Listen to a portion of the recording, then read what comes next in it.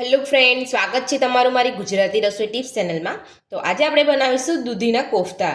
તો ચાલો આપણે શરૂ કરીએ। તો દૂધીના કોફતા બનાવવા માટે આપણે અહીંયા એક દૂધી લીધી છે। તો દૂધીને આપણે અહીંયા ધોઈને લીધી છે અને આપણે અહીંયા એની ઉપરની છાલ કાઢ્યા પછી પણ આપણે એને ધોઈ લઈશું। તો આપણે ઉપરથી બધા જ છોડા પહેલાં કાઢી લઈશું। છોડા કાઢીશું એટલે દૂધીનું જે તેલ હોય ઉપર એ પણ નીકળશે। એટલે આપણે અહીંયા એને છોલ્યા પછી પણ આપણે એને ધોઈ લેવાની છે એટલે એકદમ સરસ ચોખ્ખી થઈ જાય। તો દૂધીને આપણે અહીંયા બધી બાજુ છોલી અને ધોઈ લીધી છે। તો હવે આપણે એને કટ કરી લઈશું।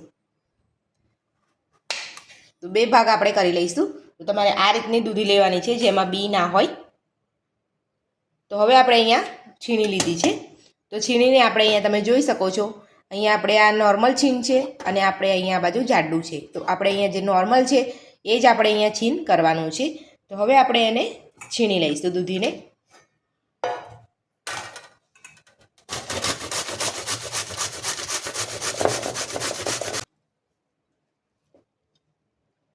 તો આપણે અહીંયા દૂધીને સરસ છીણી લીધી છે અને આપણે આ રીતનું છીણ તૈયાર કરવાનું છે। તો હવે આપણે દૂધીના અંદરથી જે પાણી રહેલું હોય છે એ બંને હાથથી આપણે આ રીતે દબાવી અને બધું જ પાણી કાઢી લઈશું।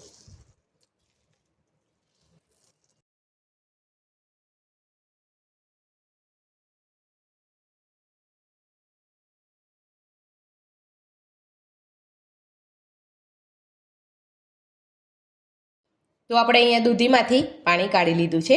તો આ રીતે આપણે અહીંયા બંને હાથેથી દબાવી અને દૂધીમાંથી પાણી કાઢી લેવાનું છે।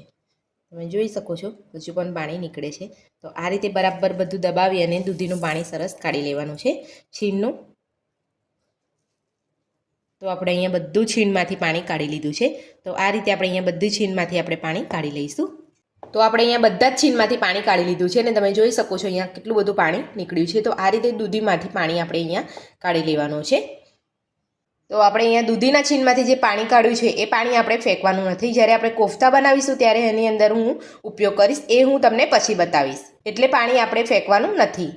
તો હવે આપણે દૂધીના છીણમાંથી કોફતા બનાવીશું। હવે આપણે એમાં મસાલા કરીશું। તો મસાલો કરવા માટે મેં અહીંયા 1 ચમચી આદુ મરચાંની પેસ્ટ લીધી છે। આપણે અહીંયા લસણનો ઉપયોગ નથી કરતા। તો આપણે 1 ચમચી કાશ્મીરી લાલ મરચું નાખીશું, 1 ચમચી ધાણા પાવડર, 2 ચપટી આપણે અહીંયા કાળા મરીનો પાવડર લીધો છે એ નાખીશું, અડધી ચમચી હળદર પાવડર, 1 ચમચી જીરાનો પાવડર, અડધી ચમચી ગરમ મસાલો અને આપણે અહીંયા અડધી ચમચી જેટલો અજમો લીધો છે એને આપણે હાથેથી ક્રશ કરી દઈશું।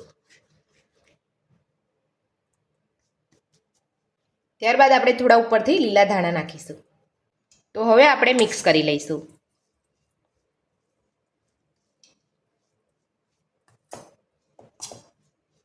બધા જ મસાલા આ રીતે મિક્સ થઈ જાય એ રીતે આપણે અહીંયા મિક્સ કરી લેવાનું છે। તો આપણે અહીંયા બધું સરસ છીણ અને મસાલા સાથે સરસ મિક્સ કરી લીધું છે। તો હવે આપણે 1 વાટકી જેટલું બેસન લીધું છે એને આપણે અહીંયા થોડું થોડું ઉમેરતા જઈ અને બધું જ મિક્સ કરી લઈશું। એટલે આપણે અહીંયા સૌથી પહેલાં 2 થી 3 ચમચી જેટલું ઉમેરી દઈશું।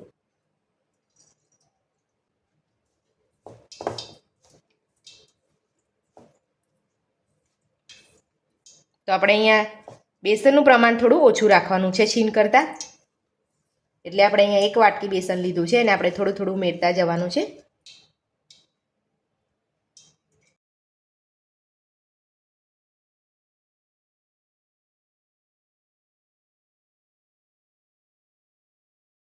તો આ રીતે આપણે હાથની મદદથી બધું મિક્સ કરવાનું છે।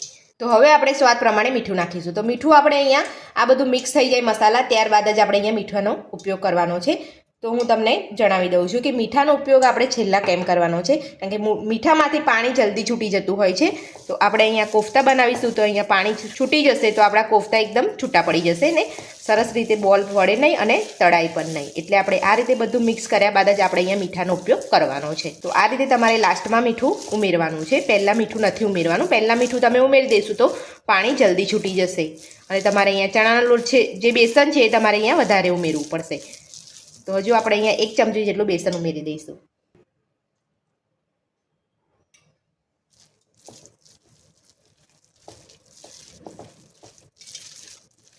તો બધા મસાલા સાથે આપણે અહીંયા બેસન નાખીને આપણે બધું સરસ મિક્સ કરી લીધું છે અને તમે જોઈ શકો છો 2 થી 2.5 ચમચી જેટલું બેસન વધ્યું છે. તો આ રીતે તમારે 1 વાટકી બેસન લઈ લેવાનું છે. જરૂર મુજબ જ તમારે અહીંયા બેસન ઉમેરતા જવાનું છે. તો હવે આપણે આમાંથી બોલ વાળી લઈશું. તો બોલ તમે તમારા હિસાબે નાના કે મોટા વાળી શકો છો.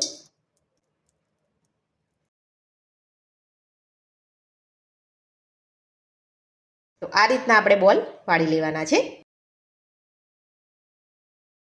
તો આપણે આ રીતે બધા જ બોલ વાળી લઈશું. તો તમે અહીંયા બોલ વાળો ત્યાં સુધી તમારે અહીંયા તેલ ગરમ કરવા સાઈડમાં મૂકી દેવાનું છે, એટલે તમારે તેલ પણ સરસ ગરમ થઈ જાય. તો આપણે અહીંયા બધા જ ગોલ ગોલ આપણે અહીંયા કોફતાને વાળી લીધા છે. તો હવે આપણે અહીંયા તેલમાં તળી લઈશું. તો તેલ તમારે સૌથી પહેલાં બરાબર ગરમ કરી લેવાનું છે. ત્યારબાદ તમે અહીંયા કોફતા તળો એટલે તમારે અહીંયા ગેસને મીડિયમ ટુ સ્લો કરી દેવાનો છે. તો હવે આપણે કોફતા તળી લઈશું.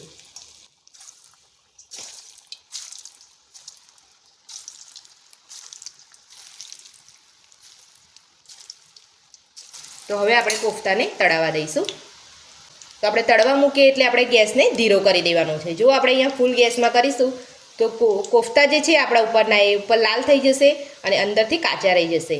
એટલે આપણે અહીંયા મીડિયમ ટુ સ્લો ગેસ ઉપર જ તળવાના છે. ઉપરના જે બબલ્સ છે એ ઓછા થઈ જાય એટલે આપણે કોફતાને પલટાવી લેવાના છે. તો તમે જોઈ શકો છો આપણે અહીંયા બબલ્સ ઓછા થઈ ગયા છે.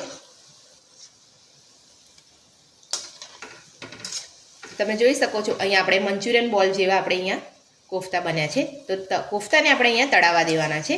અહીંયા આપણે એને ઉતાવળ કરવાની નથી, કાઢવાની. એટલે આપણે મીડિયમ ટુ સ્લો ગેસ ઉપર આપણે અહીંયા કોફતાને તળાવવા દઈશું. તો આપણા અહીંયા કોફતા સરસ તળાઈ ગયા છે. તો તમે જોઈ શકો છો. તો આ રીતનો આપણે તમારે અહીંયા કલર આવવા દેવાનો છે. તો હવે આપણે બધા જ બોલને કાઢી લઈશું.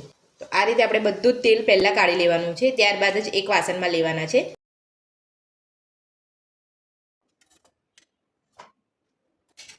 તો આપણે જે બીજા બોલ વધ્યા છે એ પણ તળી લઈશું.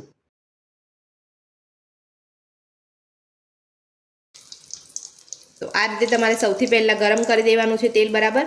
ત્યારબાદ એ મીડિયમ ટુ સ્લો ગેસ કરી દેવાનો છે. ત્યારબાદ એની અંદર કોફતા તળી લેવાના છે. તો આ રીતે તળશો તો તમારા કોફતા એકદમ સરસ તળાશે. તો આપણે અહીંયા બધા જ કોફતા તળાઈને તૈયાર છે. તો હવે આપણે કોફતાની સાઈડમાં રાખીશું અને આપણે કોફતાની ગ્રેવી બનાવીશું. ગ્રેવી બનાવવા માટે આપણે અહીંયા 2 મીડિયમ સાઇઝની ડુંગળીની મોટી સમારી લીધી છે અને આપણે અહીંયા આદુ મરચાં લીધા છે. તો આપણે અહીંયા 2 તીખા મરચાં લીધા છે લીલા, અને આપણે 1 ઇંચ અહીંયા આદુનો ટુકડો લીધો છે, અને આપણે 2 મોટા ટામેટાં લીધા છે. તો ટામેટાને આપણે અહીંયા ધોઈ અને સમારી લીધા છે, અને આપણે અહીંયા થોડા લીલા ધાણા લીધા છે. તો સૌથી પહેલાં આપણે એક મિક્સર જારમાં આપણે ડુંગળીને પીસી લઈશું. તો ડુંગળીને આપણે બરાબર એકદમ પીસવાની નથી, આપણે અહીંયા થોડી મોટી જ પીસવાની છે. આપણે એકદમ અહીંયા ગ્રેવી જેવું નથી કરી દેવાનું. એટલે હવે આપણે પહેલાં ડુંગળીને પીસી લઈશું. તો ડુંગળીને આપણે અહીંયા પીસી લીધી છે. તો તમે જોઈ શકો છો તો ડુંગળીમાં પાણી વધારે રહેલું હોય છે, એટલે આપણે ડુંગળી પીસીએ ત્યારે આપણે એની અંદર પાણી નથી નાખવાનું. તો આ રીતના આપણે અહીંયા થોડી મોટી મોટી પીસી લેવાની છે. તો આપણે અહીંયા ગ્રેવીનો વઘાર કરવા માટે આપણે અહીંયા 3 મોટી ચમચી જેટલું તેલ મૂક્યું છે. તો તેલ આપણું અહીંયા ગરમ થઈ ગયું છે. તો હવે આપણે એમાં 1 તમાલપત્ર, 2 ઇલાયચી, 2 લવિંગ અને 1 તજનો ટુકડો લીધો છે. એ આપણે અહીંયા તેલમાં લઈ લઈશું અને એને સારી રીતે સાતળી લઈશું. તો તમાલપત્ર, ઇલાયચી, લવિંગ, તજનો ટુકડો આપણું સરસ સતળાઈ ગયું છે. તો હવે આપણે એમાં પીસેલી ડુંગળી એડ કરી દઈશું.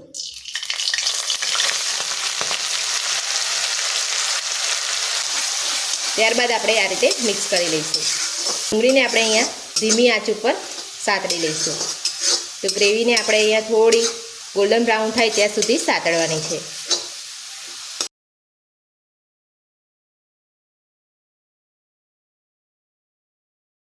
તો ડુંગળી આપણે અહીંયા સતળાઈ છે ત્યાં સુધી આપણે અહીંયા જે ટામેટાં લીધા છે એ ટામેટાં આપણે જે ડુંગળી પીસી છે એની અંદર જ આપણે ટામેટાં લઈ લઈશું. અને આદુનો ટુકડો અને લીલા મરચાં પણ અહીંયા લઈ લઈશું. અને આપણે અહીંયા દંડી સહિત આપણે અહીંયા ધાણા લીધા છે એ પણ આપણે અહીંયા લઈ લઈશું અને આપણે પીસી લઈશું. તો ટામેટાં અને ધાણા, આદુ, મરચાં આપણે અહીંયા સરસ પીસી લીધા છે. તમે જોઈ શકો છો. આપણે અહીંયા પછી ઉમેરવાનું છે, હું તમને આ પછી બતાવીશ. તો આપણે એને સાઈડમાં રાખી લઈએ અને આપણે અહીંયા ડુંગળીને અહીંયા ફેરવી લઈએ.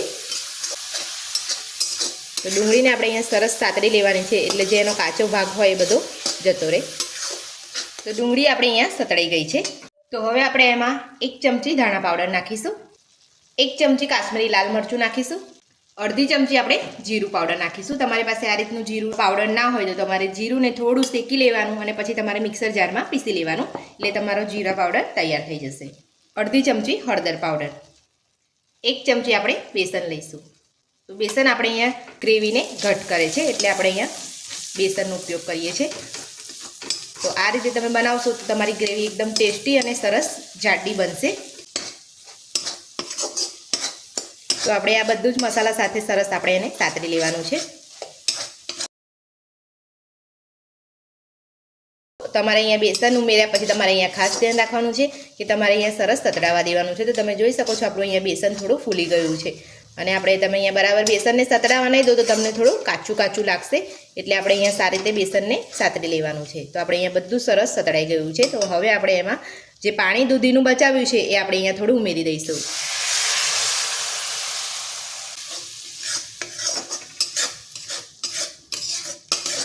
તો આપણે દૂધીનું પાણી નાખી દીધું છે અને દૂધીનું પાણી પણ અહીંયા સરસ થોડું ચૂસાઈ ગયું છે. તો હવે આપણે અહીંયા ટામેટાની જે પેસ્ટ બનાવી છે એ આપણે નાખી દઈશું અને બધું સારી રીતે આપણે મિક્સ કરી લઈશું.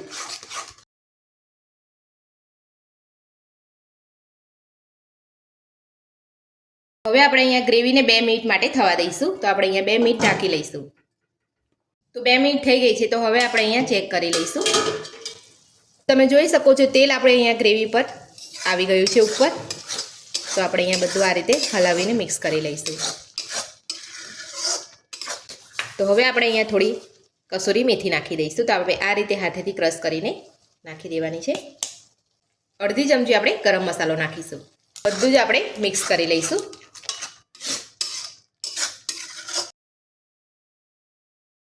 તો આપણે અહીંયા બધું મિક્સ કરી લીધું છે. તો હવે આપણે એમાં થોડું પાણી નાખીશું. તો પાણી નાખવા માટે મેં અહીંયા જે મિક્સર જારમાં આપણે બધું પીસ્યું હતું એની અંદર પાણી નાખી અને હલાવીને આ રીતે બધું લઈ લીધું છે. તમે સાદું પાણી પણ લઈ શકો છો. તો તમારે જે રીતની તમારે ગ્રેવીની થિકનેસ રાખવી હોય એ રીતે તમારે અહીંયા પાણી નાખવાનું છે. તો તમે જોઈ શકો છો મારી અહીંયા પરફેક્ટ ગ્રેવી છે. તો આ રીતના આપણે અહીંયા ગ્રેવીને થવા દેવાની છે. તો હવે આપણે સ્વાદ પ્રમાણે મીઠું નાખીશું. તો આપણે અહીંયા કોફતામાં મીઠું નાખ્યું છે એટલે આપણે અહીંયા ગ્રેવી જેટલી છે એ જ પ્રમાણે આપણે અહીંયા મીઠું નાખવાનું છે. તો મીઠું નાખ્યા પછી આપણે અહીંયા બરાબર મિક્સ કરી લેવાનું છે. તો હવે આપણે ગ્રેવીમાં કોફતા નાખી દઈશું.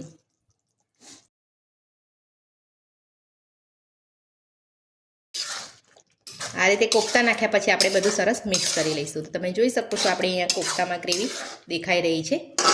તો તમારે આ રીતની ગ્રેવી કરવાની છે.